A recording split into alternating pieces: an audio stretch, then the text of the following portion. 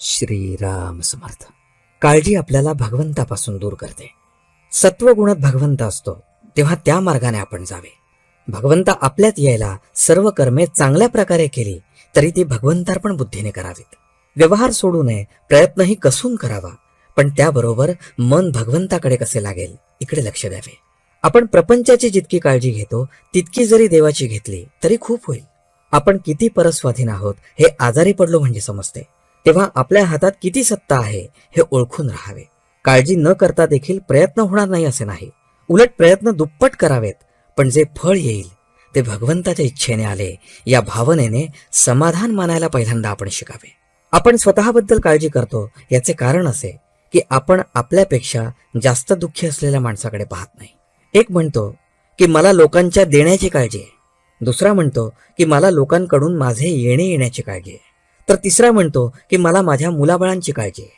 पण काळजीच्या या सर्व घोटाळ्यामध्ये आपली स्वतःची काळजी कुणालाच नाही.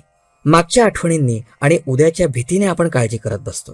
ही काळजी आपल्याला भगवंतापासून दूर करते. उद्याच्या काळजीने आजची भाकरी आपल्याला गोड लागत नाही, याला काय करावे? यावर रामबाण असा एकच उपाय आहे, तो म्हणजे आजपासून काळजी करण्याचे अजिबात सोडून देऊन तेवढा वेळ भगवंताच्या नामस्मरणात घालवणे.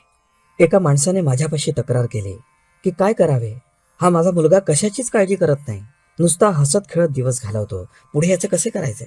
मी म्हटले, तुमचे म्हणणे वरवर खरे दिसते, पण वास्तविक पाहता ते खरे नाही. तुम्ही आजपर्यंत इतकी काळजी करून काय मिळवले? शारीरिक आणि मानसिक त्रास भोगला आणि भगवंताला विसरला, इतकेच ना? मग तेच तुमच्या मुलाला का शिकवता? त्याने आपले कर्तव्य जरूर करावे आणि आनंदात राहावे, पण काळजी करू नये असेच मी त्याला सांगेन. तुम्ही प्रपंचाची काळजी करता तोपर्यंत देवाची सेवा करता असे कसे म्हणावे? असले तर असू दे आणि नसले तर नसू दे, अशा मनाच्या अवस्थेत जो राहील त्यालाच काळजी सुटेल. आजचे बोधवचन. ज्याने भगवंत आपलासा करून घेतला त्याला काळजी नाही. जानकी जीवन स्मरण. जय जय राम.